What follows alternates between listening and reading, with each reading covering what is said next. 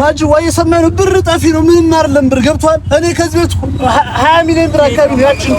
ኦሬዲ ስታን ሽጬ ማለት ነው ዝም ብዬ ጓደኞቼ ጋር አዲስ አበባ ፈታ ያልኩት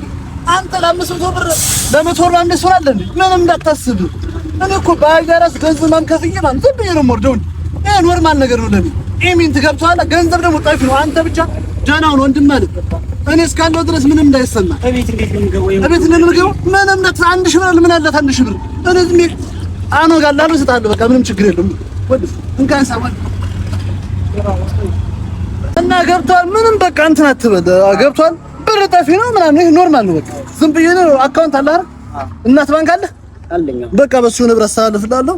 እንትን አልኩኝ ምን መልስ ተቀበልሽው ኧረ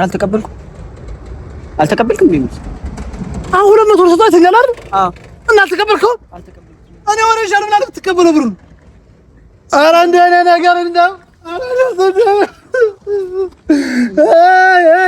አሁን ብሎ በጣም ጫቆች ላይ ምናምን ስትላል ነበር እንዴ እና